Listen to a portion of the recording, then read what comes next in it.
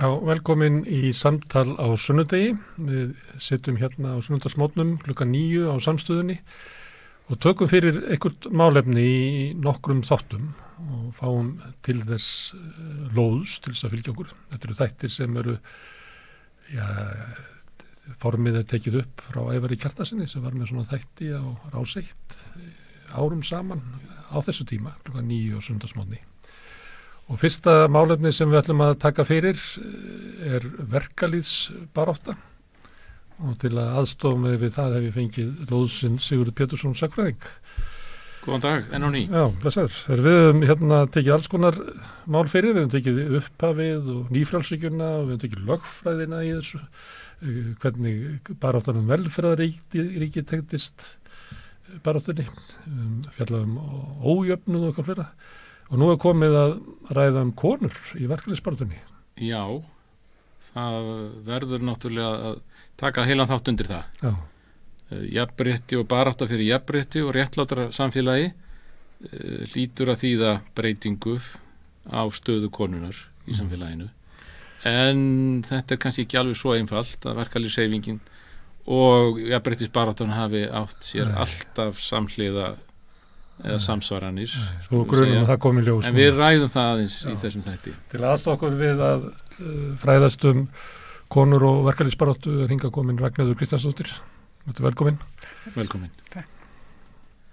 Já, áður en við byrjum kannski að ræða upphaf kvenna í verkalýðshreyfingu að þá er nú vert að minnast á þetta mikla rit sem kom út fyrir skömmu síðan, konur sem kjósa og þú áttir stóran þátt í þar sem er eiginlega saga kvenna baráttunar í rúm 100 ár og þar á meðal mjög veglegir kaflar stöðu verka kvenna í samfélaginu og innan verkalýðshreyfingarinnar og þetta stórvirki, segðu okkur kannski aðeins frá hvernig þetta stórvirki var til.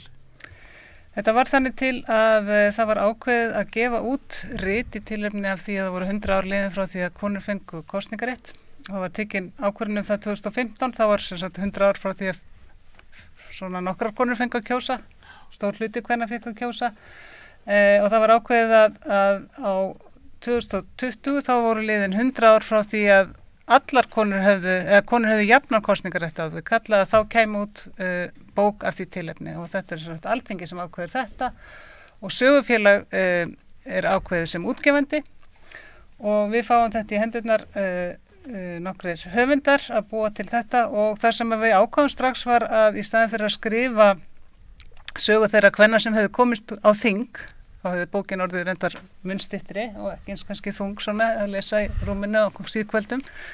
Þá ákváðum við að skrifa frekar sögu kvenkjósenda, sem sagt að vera með allan kjósendahópinn undir. Þannig að í raun var þetta þá bara saga af stöðu kvenna á 20. öldinni og einn lykilþráður í þeirri sögu er saga fátækra kvenna, vinnandi kvenna, launabarátta, kjarabarátta, verkalýðsbarátta og við svona ég kannski bar mest ábyrgð á því að rekja þann þráða þegar ég hef skrifað áður sögu verkalýðsstjórnmála. Einmitt. Nú við skulum þá kannski víkja að upphafi kvenna í verkalýðshreyfingunni. Það var nú þannig að fyrsta félagshreyfing kannski sem að kallar og konur unnu saman í var góðtemplarareglan og það gleymist ofta minnast á góðtemplararegluna sem svona grunn að félagshreyfingu almennings og fyrirrennara verkalýðsfélagana í raun og veru. En það kom líka fram hérna hjá okkur í spjallinu við Þorleif Friðriksson upphafsár dagsbrúnar að þegar að verka karlar tóku eða mynda samtök að þá eins og í Reykjavík þá vildu þeir ekki hafa konurnar með. Þannig að konurnar stofnuðu sín eigin félög. Sérðu það sem almennt minnstur? Var það vegna þess að kallarnir vildu ekki hafa konur með í sínum félögum eða var það þörf kvennana til þess að skipuleggja sig sérstaklega sem var til þess að þau eru til verka kvennafélög, Reykjavík, Akureyri, Hafnarfirði, Siglufirði og Vestmannaeyjum? Já, ég sem myndi velja þess að báða möguleikana svo nefndir, svo aftur.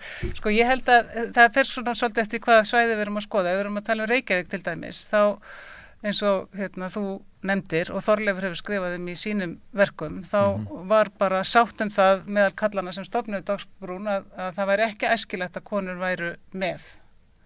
Og ef ég man það rétt þá það kannski svona einfaldasta skýringin af því svo að þær voru svona samkeppni vinnuaflið og hugmyndin var svo og takstana þannig að var og hugmyndin að það væri mikilvægast að beita sér fyrir hagsmunum kallana sem átt að vera fyrirvinnur og hugmyndin var þá svo að það væri bara óæskilegt að konur væri að vinna og þessi hugmynd ríkjandi innan verkalýðshreyfingarinnar í raun og veru alveg langt fram eftir 20. öld. Þannig að það eitt. Hins vegar sem sagt, þá sjá auðvitað konur það að þær þurfa einhvern veginn að sameinast sín kjaramál af því að þó að ídeali ger ekki ráð fyrir því að konur séu úti að vinna, þá var raunveruleikinn dálítið annar. Það voru til dæmis til fullt af konur sem voru einstæðar mæður og hvað áttu þær að gera? Áttu þær bara að sitja heima og gera ekki neitt og eiga ekki neitt eða gefa frá sín börnin? Ég meina það alls konar svona aðstæður sem að neyða konur til þess að fara að vinna og svo var það líka þannig eins og við vitum að oft dugðu laun karlana ekki til, við talum ekki þegar var atvinnuleysi. Þannig að það heilmikill fjöldi fátækra kvenna sem að vinna og einhvern veginn þurfa þær að finna leið til þess að sameinast sín kjör. Og svo þetta líka, þekkjum við dæmið það voru blöndu verkalýðsfélög eins og í Hafnarfirði var það ekki Hlíf í Hafnarfirði sem stofnað. Jú, það var til að byrja með og síðan var til verkakvennafélag. Já. Og þetta var svolítið með misjöfnum hætti, rétt auðvitað. En mörg af þessum verkalýðsfélög sem eru stofnuð þessum kvennfélög, verkakvenna, mjög veikburða. Var það ekki þannig til dæmis á Ísafirði þar sem að þú þekkir til? Jú, þar var einmitt stofnað verkakvennafélag 1917. Já. Hóf vinnudeilu og urðu undir í þeirri deilu og kallarnir sátu hjá virtist vera. Og þannig að það lognaðist út af, svo liðu nokkur ár og þá það að Finnur Jónsson formaður í Baldri og hann beitir sig fyrir því að konurnar komi inn í Baldur og Baldur verði þannig blandað félag sem það varð alveg síðan. Og þannig var reynda með mörg félag á smærri stöðunum út landi, það var ekki kannski pláss fyrir 2 félag í 300 manna þorpi. Og verkalýðs og sjómannafélög voru þá bæði fyrir karla og konur. Ég veit ekki hvort það gert ráð fyrir því að ég með spyrja ykkur en mér langar að spyrja Finnur. Hér má allt.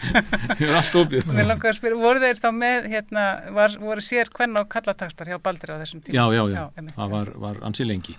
Og þeir komið í reyndar fljótlega inn að sömu laun fyrir sömu vinnu. 1930 og eitthvað var komið þar, strax komið.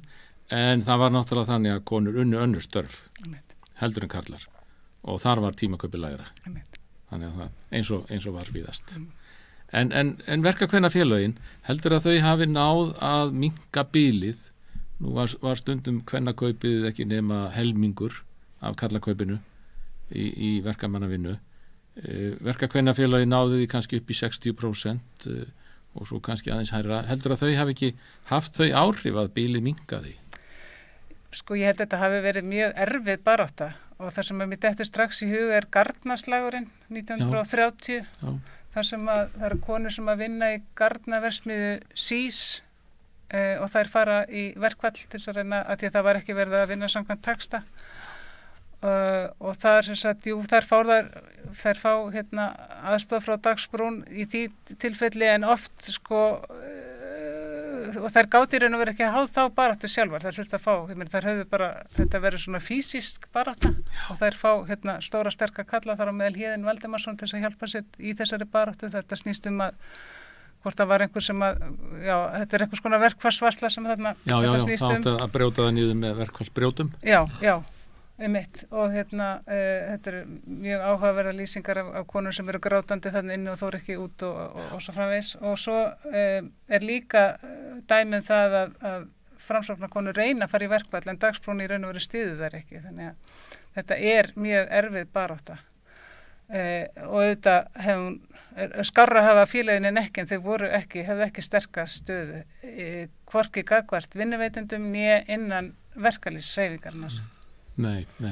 Og Þessum tímum, við erum að tala þess að millistríðsárin núna. Já. Hvað þessi hugmyndum að verkakonur séu í samkeppni við verkakallana? Hvað lifir þetta lengi?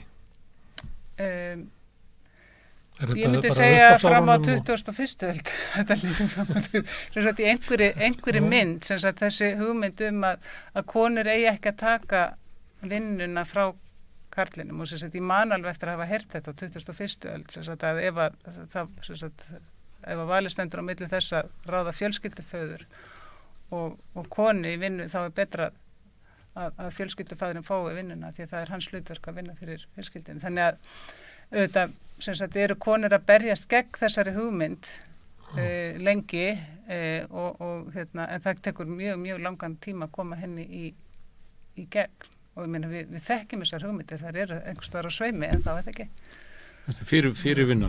Fyrirvinnu hugmyndin. Og samt er þetta svolítið þverstæða. Hún er ekki áberandi. Ekki lengur, nei. Afsaka það ég spurði vegna sem ég fannst þetta að vera annarlegt og verið svona sömuleyti horfið út úr umræðinni. Þótt að maður kannist við sömu sjónamiðin sem eru þar bakvið, þá heyrir maður ekki menn orða þetta svona. Nei, svarið kom líka skemmtilega óvart. Hjá þér, Ragnar.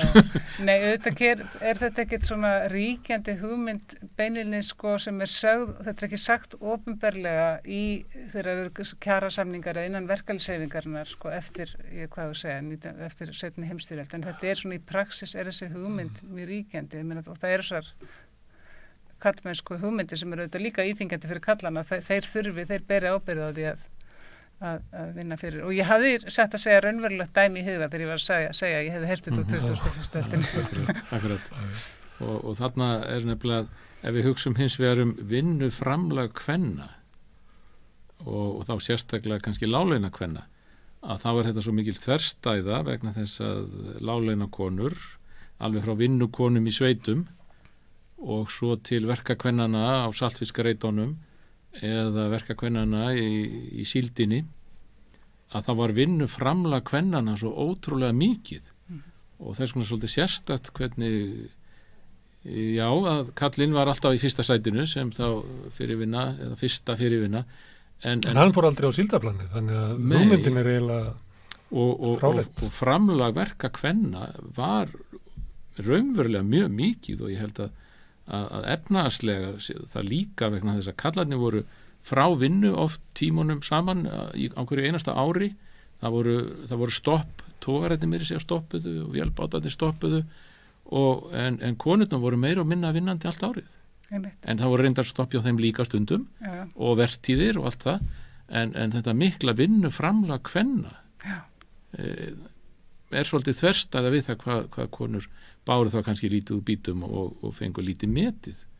Já, klárlega, og þær eru að taka, þær eru bæði náttúrulega mikið útivinnandi eins og ég nefndi, þær eru bara, ef það vantar salt í grautin þá bara ferðu út að vinna, þó að, ef það er vinna að fá, og stundum var kannski auðveldara fyrir konur að fá vinna heldur en kallana, og þá voru þær út að vinna með kallin var atvinnulegs heima. En það sem að með vinnuframlag kvenna þá þær eru að taka heim líka, það er eitt af því sem er náttúrulega mjög vanmetið í öllum svona hagtölum vinnu kvenna, þær eru að taka með sér vinnu heim, þær eru að taka með sér fisk til þess að þurrka bara fyrir utan húsið sitt, þannig að þið getur verið með krakkana að skottast í kringum og svo framvegis, þannig að amma bakaði og seldi Já, einmitt, og svo er það þessi þjáverkin, þær eru að stoppa, ég er að taka sér saumavinnu, og þannig það er mjög mikið vinnuframlag kvenna inn á heimilum sem að hjálpar til við að konurnar sem þvoðu þvottana á stríðsárunum. Klárlega, já, einmitt. Þannig að það var mjög mikil efnahagsleg starfsemi sem oft dettur í skuggan kannski. Já. Það var einn starfstjætt kvenna sem að kallarnir voru ekki í neinni samkenni við, sem voru vinnukonur. Hvenær þær hafa skipulagt sér seint? Það er náttúrulega eðli málsins samkvæmt er það gríðarlega erfitt að og í raun og veru held ég að vinnukonustéttin hafi í raun og veru svona næstum því horfið áður en að þeim tókst að skipuleggja sig. En mætti kannski fá að kynna eina samt til sögunar, eina vinnukonu sem kemur fyrir í bókinni hjá okkur, og það er Guðrún Þorleifsdóttir, hafið þið heyrt hana og vinnudeiluna 1916. Hún var sem sagt vinnukona í sveit og hún skrifaði upp einhverja ráðlingar skilmála, var einstæð móðir, hún var svona rúmlega 30, veit ekki hvort jú með eitthvað barn, allavega eitt barn með sér í vistinni. Og hún skrifar undir einhverja ráðningaskilmála og svo kemur í ljós að það er ætlast til þess að hún þjónusti líka vinnumannin á heimilinu eins og það hét, sem að þýðir þá að taka hann úr fötunum og passa hann hafi þurrföt til að fara í á morgnana. Stopp í sokkanans, já, passa hann hafi, og hún neitar að gera þetta og segir þetta er ekki í mínum ráðningar skilmálum og hún er rekin úr vistinni og hún kærir þá ákvörðun húsbónda síns til sýslumanns og biður skaðabætur og hún vinnur málið. Þetta er 1916. Þannig að auðvitað er svona einstaklingsbarátta en vinnukonur ná ekki að skipuleggja sig því þetta er svona, það er erfitt að koma því sérstaklega í dreifbílinu. En það var heilmikið til umræðinni á millistríðsárunum, sem sagt staða vinnukvenna og svo eru þetta svona hliðstæðstörf eins og starfstúlkurinn á sjúkrahúsum sem að eru og þær ná að bindast samtökum á 4. áratugnum held ég. Já, starfstúlknafélagið Sókn. Já, og Aðalheiður Hólmsbans var þar í forsvari sem að Þvottakvenna félagið Freyja. Já, þetta voru svona starfsgreinar sem að skipulöðu sig frekar seint samt miðað við almennu verkalýðsfélögin. Já. En þetta var hrein kvennastörf.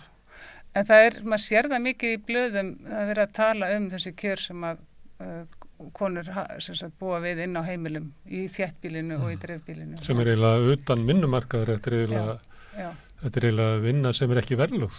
Heldur borgað með húsnæði og fæði og kannski vasapenning og frí á sunnudagseftirmiddag. Já, og stundum var ekki staðið við það og svona, það er alveg verið að skrifa mitt í blöðin. En það er en það var eftir að rannsaka það betur en ég held að ég get alveg fullir það að þær hafa aldrei náða að bindast neinum samtökum. Nei, ég man ekki til þess og það var oft litið á þetta sem svona ákveði tímabil, ungar konur riðu sig inn á heimili, það er svona í seinni tíman í kaupstöðum og bæjum og svo aðrar sem að riðu sig í kaupavinn í sveit á sumrin og síðan í aðra vinnu þá að veturna.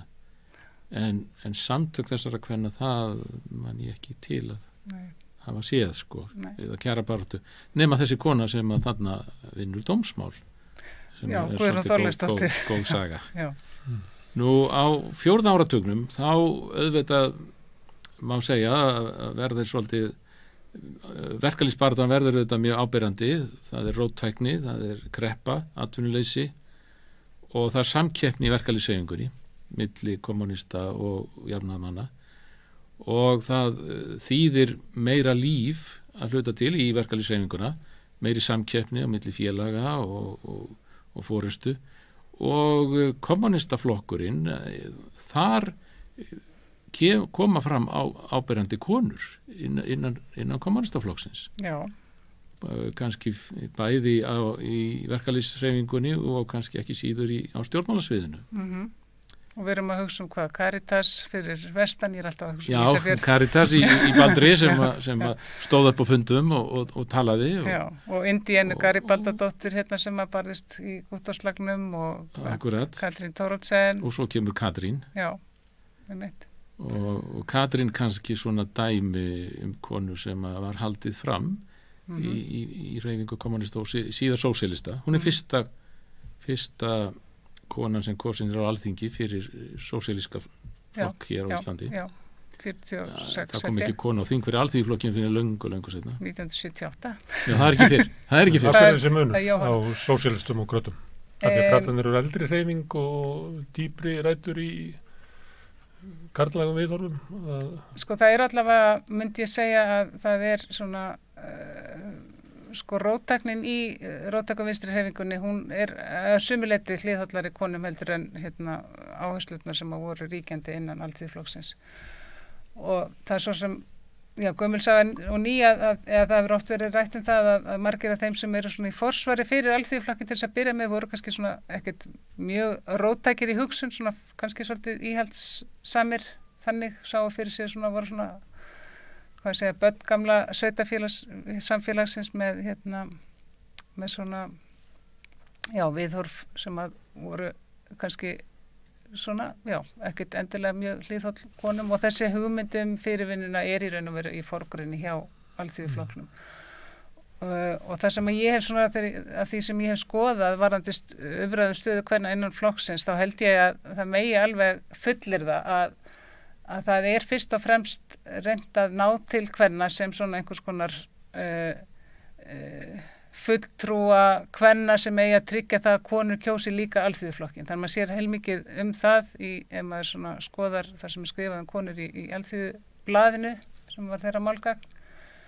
En það minni áhersla á að tala stöðu verkakvenna sérstaklega, setja þess að þeirra baráttumál á oddinn. Það eru svona kallað til svona meira sem hjálpar hellur inn í flokkin, svona sem svona góðar flokkshúsmæður, getur við sagt.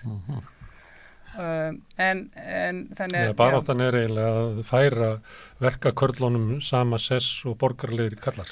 Það má kannski segja það, já, ég held að þessi bara kjarnið það sem ég var að reyna að segja nokkuð vel að segja það var eiginlega svona, já. Þannig að þessi kommunistanir þá hugmyndur kannski að breyta þjóðskipulaginu og valda struktúrnum í samfélaginu. Já, og það sem er áhugavert við baráttu kommunista, þeir strax frá upphafi, flokkurinn nú ekki stofnaði fyrir 1930 en þeir eru orðnir kommunistar í Alþýðuflokknum eru farnir að eiga sér rödd og blöð og málgögn á 3. áratugnum og þar halda þeir fram kjörum kvenna og þeirra lægst settu og það svona dregin upp mynd af svona bara aumestu manneskinu í íslensku samfélagi og það sem sagt svona kona sem kannski jafnvel sveitar ómagi eða vinnukona. Þetta sem sagt einstaklingurinn í íslensku samfélagi sem að fer verst út úr hinnu kapitalíska skipulagi sem að og svona líka gamla sveitaskipulaginu. Þannig að þessi mynd dregin mjög skýrt fram af konum þarna í umræðinu hjá þeim og leið halda þeir á lofti hugmyndin hinna sterku konu í sósíalísku samfélagi og þá með fyrirmyndum raunverulegum eða tilbúnum frá Sovétríkjunum og bara með myndmáli og sögum og eins og við þekkjum öll í því hvernig Sovétríkin voru presenteruð með kommunista þessum tíma.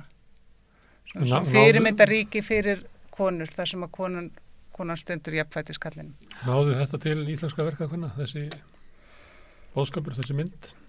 Hvernig mælum við það? Ég veit það ekki alveg. Við höfum ekki alveg tölur það hvort að þær hafi kosið flokkinn, en ein vísbending að þetta hafi náð til kvenna er blað sem að konur gaf út og byrjaði að gefa út á 7. áratugnum minni mig, Melkorka. Nei, það byrjaði að koma út 1944, Melkorka og það voru sósíalíska konur sem stóðu því og þar sér maður mjög svona kröftuga femíníska umræðu frá svona sjónarhóli vinstrisins, sósíalísku sjónarmiði. Þannig að ég myndi halda að konur hafi sótt styrk í þessa róttæku orðræðu kommunista og sósíalista. Já. Og á tímabili svona verður þetta allavega mjög ábyrjandi í sósíalista flokknum en Katrín var einstæmi, hún fór inn á þing eitt kjörtímabil en svo var engin kona. Nei, ekki fyrir í svolítinn tíma. Já. Þannig að, og stalinismin var þetta mjög karlægur, svona þau uppi staðið, minnstakosti, og staða kvenna, en það voru samt líka, megum ekki gleyma heldur borgaralegum konum. Borgaralega konur voru líka að krefjast jafnréttis á ýmsum sviðum, og með misjöfnu hætti kannski, en þær náður minnstakosti árangri á stjórnmálasviðinu. Frekar en já, kvennalisti náði landskjörnum þingmanni, fyrstu konin á þing, en síðan gengur hún til liðs við Íhaldsflokkinn. Já, ertu að tala Ingibjörg og Há? Jú, Ingibjörg. Og svo kemur Guðrún Lárusdóttir á eftir. Já. Ef við erum að tala verkakonur, þá þetta náttúrulega ekki fulltrúar verkakvenna inn á þingi, en hins vegar má segja það að og við getum kannski bara fyrst klárað þetta með hvers vegna voru fyrstu konurnar sem komin á þing fulltrúar hægrisins. stuttasvari við þeirri spurningu að flokkarnir, íhaldsflokkurinn og seinna sjálfstæðisflokkurinn stór flokkur með marga þingmenn, þannig að það auðveldara að hleypa einni konu á þing heldurinn fyrir flokkan eins og alþýðuflokkin sem var kannski bara með 3 þingmenn eða 4 á þessum tíma. Þannig að það svona eina af ástæðunum fyrir því að þær eru fyrstar. Og þær eru ekki með málefni verkakvenna á oddinum, en hins vegar þá eru þær með málefni kvenna, eru þær svona litið á sem talsmenn kvenna inn á þingi, og Kvenréttindafélagið sem að lagði mikla áherslu á að bæta kjör verkakvenna, ekki síst þegar Laufey Valdimarsdóttir sem að var tengd alþýðuflokknum, var þar í forsvari, áherslu á að berjast fyrir því að málefni kvenna sem að væru einstæðar og svo framvegis, að þau væru rædd á þingi. Og suma þessum málum tekur til dæmis Guðrún Lárusdóttir upp, en Laufey Valdimarsdóttir þótti hún nú ekki alltaf standa sig vel í því, og þær voru ekki mjög sammála margar hluti. Já. En Kvenréttindafélagið samt hefur svona ákveðin, tenging þarna svolítið á milli samt?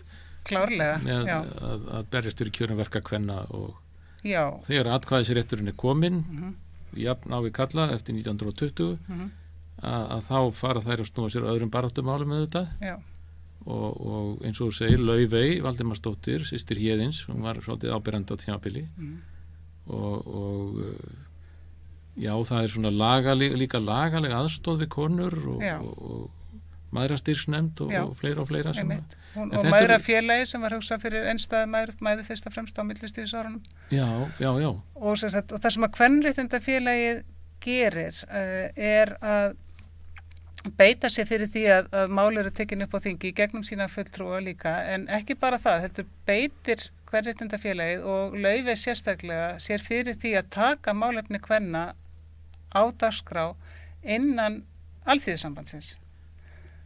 Og þær mæðgur, Bríett og Laufey, eru líka hafa áhrif á það að það eru stofnuð verkakvennafélög, Framsókn sem stofnuð 1914, Laufey og Jónína Jónatansdóttir sem báðar voru í Kvenréttindafélaginu, þær standa því. Og síðan eru Mjólkursölu kvennafélagi sem ég man ekki hvað hitt, félag kvenna í mjólkur, afgreiðslu stúlkur í brauð og mjólkurbúðum. Ekki alveg þjálasta nafnið á verkalýðsfélagi, en það sem sagt Laufey beitir sér fyrir því að það stofnað, þannig að Kvenréttindafélagið hefur töluvert mikil áhrif á þetta, og meiri áhrif heldur en nokkur innan verkalýðshreyfingin, og nokkur leyti myndi ég segja svona fram eiginlega bara fram að 60 myndi ég segja. Fram að 60. Já, þá svona fara hlutinir aðeins meira að gerast innan verkalýðshreyfingarinnar, en þetta aldrei svona lykilatriði í verkalýðshreyfingunni. Ég vil segja það sko að inn á ASÍ þingum þá hafi varla sést kona nema sem fulltrúi verkakvennafélagana fram undir 1960, en það breytist nú reyndar aðeins fyrr, og það má segja að Hannibal Valdimarsson í hans tíð sem forseta ASÍ, að þá tekur hann upp ákveðin svona mál sem að tilheyra kvenna, og það konum og baráttu kvenna fyrir launajafnrétti fyrst og fremst. Og þá haldin fyrsta kvennaráðstefna Alþýðusambandsins, sá að það var 1955, sama á stóra verkfallið var hér í Reykjavík, sama ár. Já. Og það var breiður fjöldi kvenna allstaðar á landinu sem kom þá saman, sem að voru semst fulltrúar félaga í Alþýðusambandinu. Og þá kannski byrjað svona, má segja, að leggja þennan grunn að því að ná loksins þessu formlega launajafnrétti. Akkurat. Og varðandi Héðinn, nú man ég ekki nákvæmlega hvenær hann á þingi, en það held ég á þessum árum sem að hann að leggja fram á þingi, eða hvenær hann fyrst á þingi, það svona 50 eitthvað? Nei, Héðinn Valdimarsson. Hannibal. Nei, fyrir ekki Hannibal. Nei, Hannibal, já, Hannibal eftir 1949 sennilega. Já, ok. 46 fyrst einmitt. Og svo 50, frá 50. Þannig ég held þess að á þessum tíma, svona, ég myndi giska á seinni hluta 7. áratugarins, þá leggur hann fram nokkur frumvörp á þingi jafnrétti kvenna og kalla á vinnumarkað sem ná ekki í gegn. Og þá forseti Alþýðusambandsins. Þannig að hann að gera þetta í nafni hreyfingarinnar, einhver leyti, ekki andstöð við hana, eða hvernig metið þið það? Nei, ekki andstöð við hana, verðum þess að hann ber svo fyrir þessu Ég myndi giska á það tengist þessari hvernig þetta sjálfur tengt, en ég man ekki alveg nákvæmlega sko ártölin. Og þetta ábyggilega þarna, 54-60 sko, Já. Á þessu tímabili og þá koma þessi málefni á dagskrá hjá ASÍ. Já. Og hann og fleiri þá og konurnar hafa þá saminast það. Já, en þá held ég að við þurfum til þess að skilja sko, hvers vegna boltinn fyrir að rúlla svona markvisst á þessum tíma, þá held ég við þurfum fyrst aftur að skoða hvað kvenréttindafélagið er að gera og líka ekki síst að skoða hvað er að gerast út í hinum stóra heimi. Já, einmitt. Af því að það sem að gerist upp úr seinna stríði er að það er í mannréttindasáttmála Sameinuðu þjóðanna, þar er ákvæði frá 48, þá er ákvæði launajafnrétti og síðan árið 1951 þá er samþykkt sérstök ályktun hjá Vinnumálastofnuninni, ILO, sömu laun fyrir jafn verðmætt störf, held ég sé, ekki fyrir sömu störf, að aðilar að alþjóða Vinnumálastofnuninni sem voru verkalýðsfélög, þá voru vinnuveitendur og stjórnvöld í öllum þeim löndum sem áttu aðild að eins og er enda. Og þetta er samþykkt hjá alþjóða Vinnumálastofnuninni 51 og síðan er farið í það að reyna að fá aðildarlöndin til þess að samþykkja þetta. Og strax 1951 þá byrja íslenskar konur að tala fyrir þessu í blöðum og þar á meðal Rannveig Þorsteinsdóttir sem var seinna þingmaður Framsóknarflokksins, mjög merkileg kona og fleiri og það er ákveðið að 1957 er samþykkt á Alþingi eftir þrýsting frá kvenréttindafélaginu og einhvers staðar sá ég að þetta væri jafnvel afmælisgjöf til félagsins að því það var 50 ára þessum árum að það er ákveðið að þetta er samþykkt á Alþingi að taka þessa ályktun inn í íslenska löggjöf eða skrifa undir þetta einhvern veginn og Ísland var meðal þeirra fyrstu á Norðurlöndum til þess að gera það. Staðfesta hennar samning, já. Og þetta er 57 og þá á grundveldi þess er síðan farið í að þrýsta á að sé gerð könnun á stöðu kvenna á launamun kvenna og kalla Adda Bára Sigfúsdóttir sem kemur inn sem varaþingmaður Sósíalistaflokksins eða Alþýðubandalagsins, já, hún mælir fyrir þessu og síðan er 61 eru sett á lög fyrstu svona jafnlauna lögin sem að gilda þá hinn almenna vinnumarkað. Það hefur áður verið í lögum og það var svolítið svipað eins og með kosningarétti 1915 að þetta átt að gerast á 4 eða 5 árum í skrefum. Já, þetta gerist í skrefum, já, en þetta var samt mjög bjartsýnt markmið því að það átt að útrýma öllu launamisrétti á einhverjum árum. Já, á 4-5 árum. Já, og hefur ekki tekist. Það það þurfti aðeins lengur tími það, já. Þú lýsir þessu að þetta hafi komið svolítið sem svona mannréttindabarátta utan við yrðum að gera þetta til þess að vera þjóð meðal þjóða og væri slík afstaða sem að ýtti svo áfram frekar heldur en það væri barátta sem hefði unnist innan Alþýðusambandsins og hefði þar verið sett á oddinn. Þetta var eiginlega aldrei sett á oddinn hvorki í stjórnmálunum nei í verkalýðshreyfingunni, heldur var það kannski í kvenréttinda. Já, sko, eins og ég sé þetta fyrir mér og það sem ég var að reyna að fara rauk fyrir að það er fyrst og fremst konur sem eru að berast fyrir þessu kallar í stjórnmálunum og í verkalýðshreyfingunni þetta er ekki efst á þeirra forgangslista og konur á Íslandi þær fylgjast með því sem er að gera erlendis og þær grípa tækifærið leið að gefst og og svona, þannig að hvorki stjórnmálin eða verkalýðshreyfingin eru þeirra svona heima völlur þannig að baráttan er eiginlega svolítið svona utan og handan við þessi valdakerfi. Já, en þær nýta sér þessi, þú veist, þær nýta tengslanetið inn í flokkana og inn í verkalýðshreyfinguna og svona þetta er og það er oft talað þennan tíma svona frá þessi tími svona 7. áratugurinn hann sé algjörlega dauður í kvenréttindabaráttunni en ég held að það sé ekki rétt ég held að það sé bara ekki með þetta, svolítið vanmetið. Já. En ef við förum þú aðeins lengra fram og þá verður kvennabarátta ábyrjandi í höndum rauðsokka þegar þær koma fram. Já. Þá er komið ný kynslóðin sem að kannski naut góðs af lífskjarabyltingunni í stríðinu og velferðarsamfélaginu sem kom svo með opnun menntunar, aukin tækifæri og velmegun líka. Síðan koma konur saman hvenær gerist þetta sem að rauðsokkarhreyfingin kemur? Hún kemur líka hluta til að utan, það ekki? Jú, þetta svona inspirasjón að utan.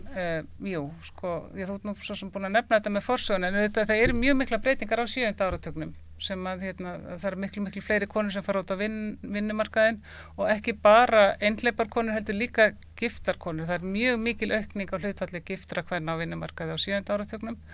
Og þannig líka sem sagt að vaxa úr grasi kynslóð sem er alin upp í velmegun eftirstríðsárana og hefur fengið miklu meiri tækifæri til menntunar, eða miklu meiri tækifæri til menntunar, bæði auðvitað kallar og konur, það er mikil breyting á íslensku samfélagi eins og annars staðar hvað það varðar.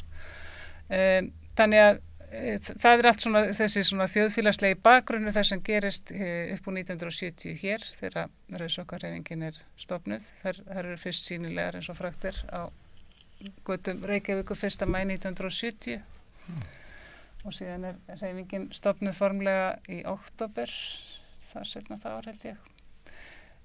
Og þær eru með svona sósíalíska og femíníska áherslu, alveg samtvinnaða svona. Já, það reyndar svona ekki alveg allir jafn sáttir við það, en auðvitað ég held að megi nú alveg segja það er mjög vel samtvinnuð sósíalísk og femínísk áhersla hjá rauðsokkunum. Svo sést á að velja það að ganga 1. maígönguna. Já, einmitt. Að kvennabarátta stéttabarátta og stéttabarátta kvennabarátta. Já. En það voru svona sumir kallar sem að voru í vilda vinstrinu svo kallar sem fannst þær ekki kannski alveg nógu róttakar en ég meina þetta úr þessum vinstri grunni klárlega. Já. Og hefur áhrif, þarna eins og þú segir, eru útivinnandi konur, þeim hefur fjölgað mjög mikið og þarna blómatími frystihúsana. Já. Þar sem að tugir kvenna að vinna á sama vinnustað í mjög líkamlega erfiðri vinnu en fá oft ríkulega borgað í gegnum bónuskerfi sem komaðir á hér að bandarískri fyrirmynd en jafnframt koma svo róðsökurnar og krefjast þess að konur hafi ekki sama rétt inn á heimilum eða annar staðar í samfélaginu og þarna verða árekstrar á þessum tíma í umræðunni. Þær þykja ögrandi og þetta eru nýjar hugmyndir að sumuleyti ekki þetta. En hver heldur að árangurinn hafi verið svona eftir á að hyggja? Ég held að hann hafi verið gríðarlega mikill í stuttumáli þar sem að þær eru og bara þannig tengjum við það sem við erum búin að tala á undan þar sem að þær ráðast mjög einbeitt gegn rauðsokkurnar sem sagt þessi áhersla á húsmóðurina. Það er raun og veru hafna því að það starf sé álitlegt fyrir konur. Og það það meðal annars sem eru þetta veldur miklum núningi sem að maður svona eftir á skilur, ef maður horfir tilbaka og skilur maður það ágætlega. Þær voru í raun og veru að segja að allt stritið sem að mömmur þeirra og ömmur hefðu lagt á sig, kökurnar sem það bökuðu og allt þetta fína bróteri og strauji og svo framvegis að það væri algjörlega væri einskisvirði og það væri hræðilegt hlutskipt að vera húsmóðir. Þetta var svona áhersla hjá þeim og snerist auðvitað það að við svona hugsuðum hlutina svolítið upp á nýtt. Að við þannig að kallar og konur getur bara valið sér það að eiga heimili og vinna úti sem auðvitað krafa sem löngu komin á dagskrá en hún kemur fram miklu skýrari hætti þarna og það ná að setja hana fram svona þarna á 8. áratugnum. Í krafti þessara samfélagslegu breytinga og með þessa miklu inspirasjón að utan. Og krafan leikskóla fyrir börn. Já. En áður kannski litar þess að kvennabaráttu líka bara baráttu fyrir frjálsum fóstureyðingum sem hefur litar kannski baráttu rauðsokkanum frekar heldur en leikskólar og fleira sem að kemur kannski seinna eða það sem að átökin verða hörðust og fordæmingin grimmust. Já.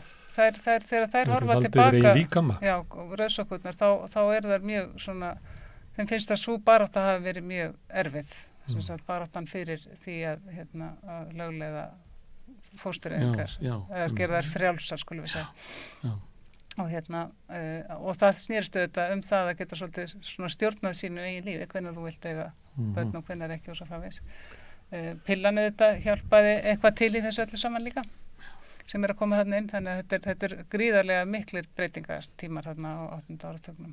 En auðveldar fyrir kallana að setja einhvern pening í leikskólamálin frekar heldur en að samþykja fóstureyðingar, en það voru kannski ekki bara kallar sem... Það gekk nú illa að fá leikskóla peninga? Jú, lengi. Og það náðust þetta fóstureyðingafrumvarp var alveg svona þokkalega framsækið í alþjóðasamhengi, og bara framsækið í alþjóðasamhengi sem var samþykkt, var ekki 75? Jú, var það ekki? Já, 74, 75, Já, og 75 einmitt, að þú nefnir það. Já. Fyrst átti kvenna frídagurinn að heita kvenna verkfall. Já. Einmitt. En það var hætt við það? Já.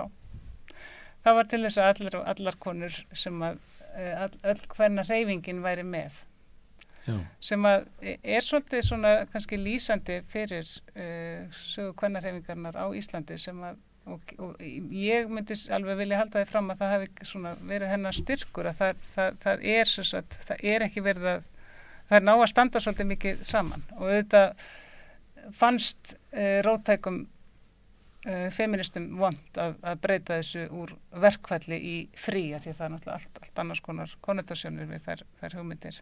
En það var svona málamiðlun sem að gerða verkum að þetta varð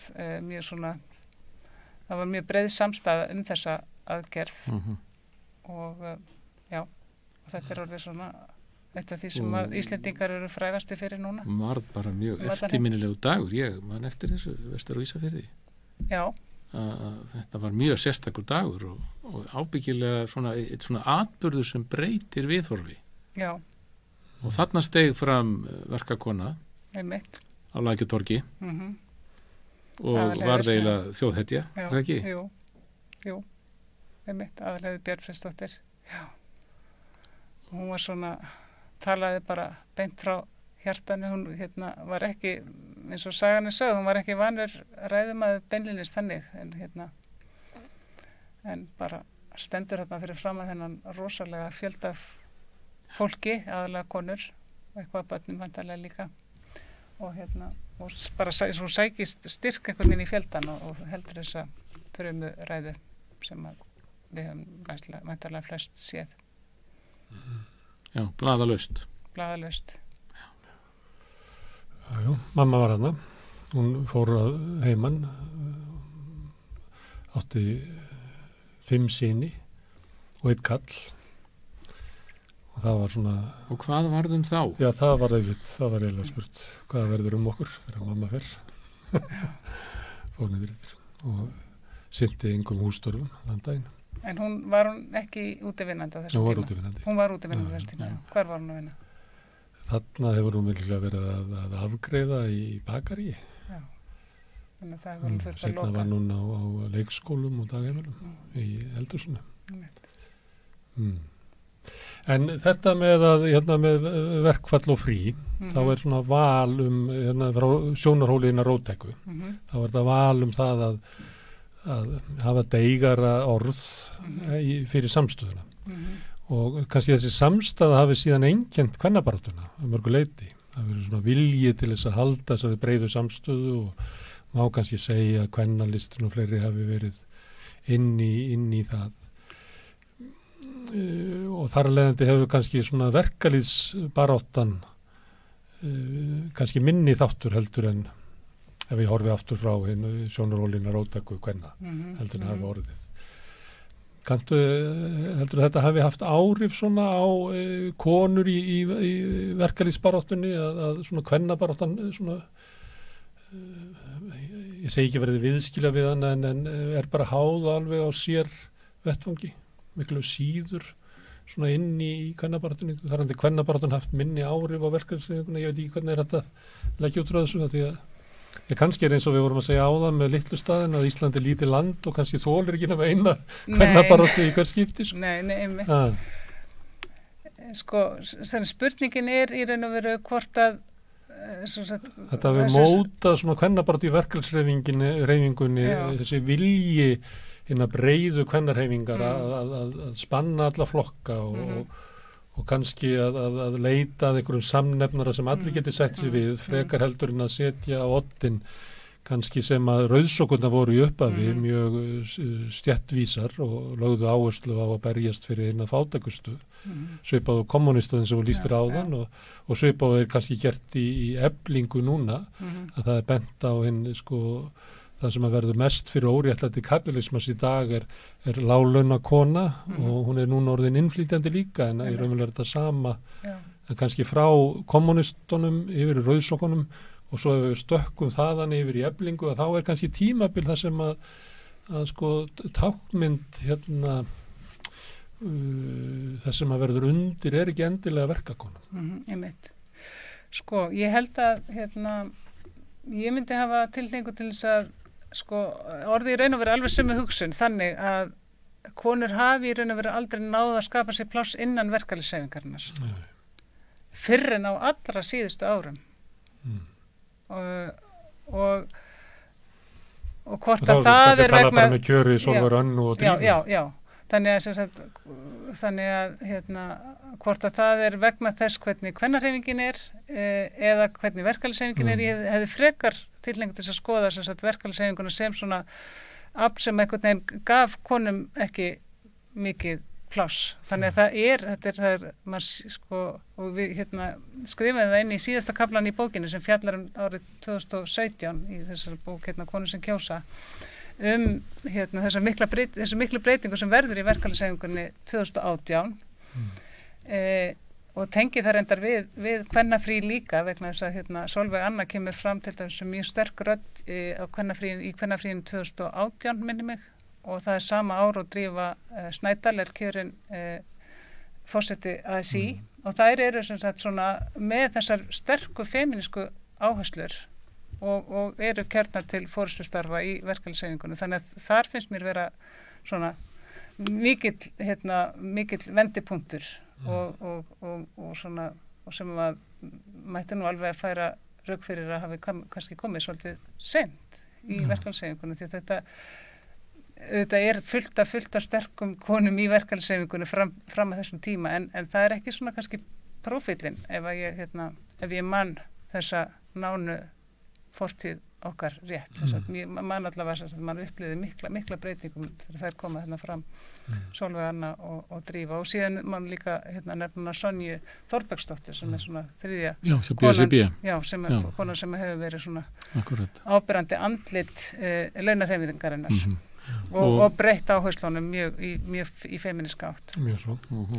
Smá millispil þarna kannski er tímabilið eftir 80 þegar að við höfum fjölmennastéttir opinbera starfsmanna sem að hafa konur í forsvarið eða kvennastéttir eins og hjúkrunarfræðingar og svo kennarasamtökin sem að fara eru svona að berjast fyrir sínum kjörum og eru svolítið áberandi þannig að það er svona ákveðna kvennastéttir en það er svolítið önnur verkalýðshreyfing er oft á tíðum talað en að því það eru opinberi starfsmenn en það eru konur sem verða áberandi þar á þessu tímabili alveg og þessar stéttir áberandi í kjarabaráttu raunverulegur kjarabaráttu en það sem að breytist þarna í kringum 2017, 18, 19 er að þá er loksins að koma fram svona einhvers konar það er verið að aðlaga verkalýðshreyfinguna að þessum miklu breytingu sem hafa orðið á íslensku vinnumarkaði þar sem að það er komin fram þessi risastóri hópur kvenna sem er að vinna láglaunastörf og hafa ekki fæðst á Íslandi og hafa ekki svona sterkar rætur í íslensku samfélagi og það er og þeirra málefni eru sett á oddinn með þessara breytingu sem að þannig að það er gríðarlega mikil breyting sem að verða þarna á þessum tíma myndi ég segja. Það gerist náttúrulega þegar áherslan er flutt aftur á verkakonuna að þegar það gerist að þá er hún náttúrulega hálfuleyti orðin innflytjandi bara í fjölda talið. Og þarna aftur held ég að það komi alveg inn svona áhrif svona þessi hnattrænu áhrif það er svo mikil umræða í svona alþjóðlegu verkalýðshreyfingu þennan þetta verkafólk sem að er á þetta farandverkafólk, hvernig við það ekki? Fólk, þetta svona, hvað ég segja, færanlega vinnuafl, þekki rétt Já, það er kannski réttar að segja það. En Drífa er fyrsta konan sem er forseti Alþýðusambandsins og Sólveig Anna er fyrsti formaður Dagsbrúnar sem er svona stæðsti hlutin inn í Eflingu í svona stóru og sögulegasti já. Og þetta gerist á skömmum tíma og jafnliða þá urðu ákveðnar áherslu breytingar, það er alveg hárrétt og við tökum eftir því að það nú er spurning með ASÍ sem er aftur komið þá í hendur kalla en Efling er ennþá með kvennaforystu og áberandi og spurningar er hérna með áherslurnar, þessar róttæku áherslur við tengjum þær fyrst og fremst í Sólveigu og þá sem er í kringum hana en þá eru líka aftur spurningin sko náum við að sjá kannski í framhaldinu einhvern svona breiðari samstöðu með láglaunafólki og láglaunakonum. Já, ég held að sé kannski ekki alveg hægt að spá fyrir það í dag því það er alltaf mikil átökum þessar aðgerðir sem eru núna í gangi þannig að megum við ekki bara bíða spennt og sjá. Ég held að já, en það er svo sannarlega búið að hreyfa við umræðinu. Ég held að þessi alveg óvægt og það verður ekkert aftur tekið hvernig sem að málin þróast. Já. Ég veit ekki hvað ég á þóra að segja meira. Nei, og ég hefur raun að vera svona bara ég maður bara fylgist með einhvern veginn og veit ekki alveg svona hvað gerist næst. En ef ég tek hérna í kvennabaráttuna og svo verkalýðsbaráttuna og ef maður reynir að velta upp svona hverjir hafa verið áherslu atriði í kvennabaráttunni og hvort að verkalýðshreyfingin hafi verið þar gerandi að tekið þátt, þá er það við erum búin að fara yfir launajafnréttið. Við töluðum aðeins fóstureyðingar og að ráða yfir eigin líkama. Ég held að verkalýðshreyfingin hafi bara skilað auðu þar. Já, þangað til á allra síðustu árum það er eitt sko, það sem kemur inn í umræðinu og það er þessi femíníska áhersla meðal annars er líka kynbundið ofbeldi. Það sem ekki alveg kynbundið ofbeldi annað og við getum talað leikskólana og við getum haldið áfram og ég vissum að ef við myndum halda áfram að þá myndum við alltaf hugsa þess svo voðalega gerði verkalýðshreyfingin lítið í þessum málum. Er það ekki? Jú, sko varandi kynbundið ofbeldi það eru þetta mál sem er svona sko ég held að verið 2019 sem að Alþjóðavinnumálastofnunin samþykkti ályktun eða gerði sáttmála það sem er verið að reyna að fá staðfestan í aðildarlöndunum. Þannig að ég held að við hefum ekkert verið endilega kannski var það kynbundið ofbeldi þá held ég að auðvitað gerðum lítið og minna en heldur hún hefði átt að gera en í alþjóða samanburðinum þá kannski kemur Ísland ekkert illa út en hvað varðar verkalýðshreyfinguna ef við berum okkur saman við stöðu kvenna innan verkalýðshreyfingarinnar annars staðar á Norðurlöndunum þá er hún miklu sterkari heldur en hér og þá held ég í þá málefnum í kvenfrelsis að staða kvenna innan verkalýðshreyfingarna annars staðar á Norðurlöndunum er sterkari en hér og þá kannski kemur þessi skýring sem að þú varst með áðan að góðum nótum til þess að skilja það vegna þess að í þeim löndum þá var kvennahreyfingin klofin þá var borgarleg kvennahreyfing þar var þess að róta kvennahreyfing og svo framvegis það var ekki leita þessar að sátta sem er það sem þú varst að spyrja áðan sem kostar alltaf eitthvað ég held ekki að skrúfa aftur að sögunni og kvarta heldur það er þannig það kostar alltaf eitthvað það má allavega nota þetta sem dæmi til þess að styðja þá tilgáttu Já, þannig eins og á Norðurlöndunum þá var kvennahreyfingin sterkari sem róttæk hreyfing þá og hafði meiri áhrif í verkalýðshreyfingunni. Já, sem sagt að konur og sem sagt jafnréttisáherslur eru sterkari innan verkalýðshreyfingarinnar í annars staðar á Norðurlöndunum og eina skýringunum sem að sagnfræðingar sem hafa verið að skoða það nefna er að það er sem sagt það er þá hérna borgarlegu verkakonur sem sagt hvernig þetta konur eru sér það er ekki sem sagt þessi breiða samstæðar. Það þurfti ekki að gera þetta kompromi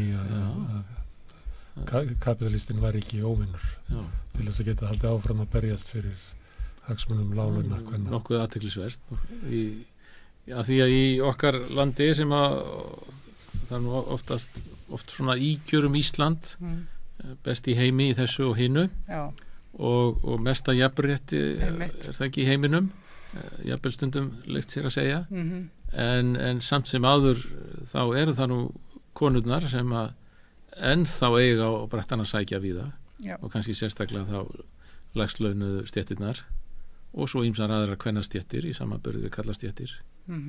Þannig að baráttan greinilega ekki búin. Nei, og ég síðasti kaflinn í bókinni okkar heitir hvað góðsagnir og eitthvað. Það sem við erum að byltingar og góðsagnir, já, heitir það sem fjallar árið 2017. Að það þessar góðsögnum að við séum langbest í heimi og höfum jafnvel alltaf verið sem að engan veginn stenst skoðun. Við erum kannski mælumst vel á einhverjum indexum akkurat núna, en það er ekki þetta að fara ef þeir hefðu verið gerðir þessi indexa fyrir nokkrum árum síðan, áratugum síðan. Ef við erum að skoða til dæmis hlutfall hvernig á þingi, þá sjáum við að Ísland er mjög aftarlega miðað við allavega ef við erum að skoða í norrænu samhengi. Fáar konur á þingi. Við Sigurður sitið hérna og verið að ræða verkefnisbaráttu í nokkra vikur og það kemur náttúrulega svona í gegnum þá þætti að svona flest það sem mikilvægt í íslensku samfélagi hefur verið afrakstur af verkefnisbaráttu.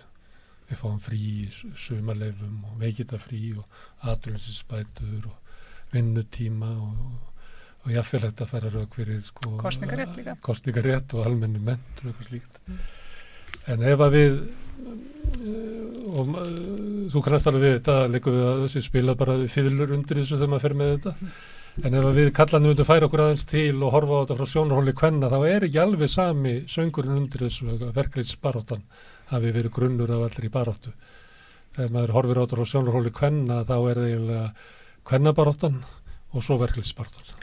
Já, en á innbáinn má segja að margt af því sem að vinstrihreyfingin og verkalýðshreyfingin barðist fyrir, það gagnaðist konum mjög vel. Öll uppbygging félagslegra þjónustu, trygginga og svo framvegis, það var mjög mikilvægt fyrir konur og og að því ég var kannski svolítið að tala illa alþýðuflokkin áðan, þá langar mig kannski að fá að nefna eina sæta sögu í restina ef við höfum tíma, sem sem sagt, ég var að skrifa svona smá kafla alþýðuflokkin í þessari bók og var búin að nefna allir þessi dæmi hvernig hann hefði ekki hugsað konur og þá fann ég sögu af konu sem að hafði alltaf kosið alþýðuflokkin, ólíkt öllum konunum í hennar hverfi sem kosið sjálfstæðisflokkin, og ástæðan var svo að alþýðuflokkurinn hafði barist fyrir því að afnema úr stjórnarskráni ákvæði það að hafa þegið sveitarstyrk, fátækraframleiðslu, gerða verkum að mista kosningaréttin. Og hún hafði lent í því sjálf að mæta á kjörstað einhvern tímann og hún var búið að strika út á kjörskrá vegna þess að maðurinn hennar var með magasár á Landspítalanum og þau þurftu að fá styrk til þess að borga fyrir sjúkrahúskostnaðinn og hann var búið að strika út á kjörskrá. Og það sem verra var, samkvæmt þessari sögu, var að þau voru búin að endurgreiða styrkin, þannig að hún upplýði gríðarlegt óréttlæti. Og þannig að, já, ég held að þetta sé svona merkjum það að, jú, vissulega voru þeir ekki, voru það kallarnir sem svolítið stjórnuðu ferðinni, en ýmislegt af því sem þeir gerðu gagnaðist konum sem að voru fátækar. Þessi almenna mannréttinda barátta sem við getum tengt fyrir verkalýðsbaráttuna, hún skilaði sér þetta til bæði karla og kvenna. Það var almenn blinda á sér hagsmuni kvenna. Það var minnskosti ábyggilega í öðru sæti. Sakfræðingarnir vil ekki draga þetta svona saman í einni setningu. Ég leik mér á því. Ég heyrði reyndar Svan Kristjánsson, sem reyndar ekki sakfræðingur, heldur félagsfræðingur. Hann sagði einu svona að verið, ég segi ekki harmleikur 20. aldar, að það hefði klofnað á milli verkalýðsbaráttunar og kvennabaráttunar bara eftir fyrra stríð. Og síðan þetta náttúrulega baráttur sem eru háðar eins og við komum fram hér, svolítið aðskilið en eiga svona samleið. En þú endar eiginlega á því að tala mikilvægi þess 2017 og 2018 þegar konur koma í forystu í gömlu gufuskipin, dagsbrún og alþýðusambandið og koma inn með sína kvennabaráttu innan úr kvennarhreyfingunni og það kannski gæti orðið söngunýra tíma þegar að þessar tvær baráttur ná saman. Það er allavega komið í sögubækurnar að þetta hafi verið tímamót. Já. Sjáum hvort að, hvað verður svo. Ég held að það sé út að vera rétt. Já. Er þetta ekki góður tími að enda þáttinn? Það passar mjög vel að við endum alltaf á bjartsýnu nótum. Hverju tekist það? og að hvenna baráttan, jafnréttisbaráttan Endurnæri verkalýðsbaráttan muni gangi endur nýjum lífdaga. Herru, Kannski erum við að sjá það þessa dagana. Ragnheiður, kæra þakki fyrir að koma hérna til okkar og Sigurður, takk fyrir Takk fyrir Ragnheiður. samfélgina. Hlustendur þakka ég fyrir að staldra hérna við og hlusta á þáttum verkalýðsbaráttuna. Við höldum hérna áfram á næsta sunnudag. Ef ég man rétt þá ætlum við að tala þá stéttir. En góða helgi.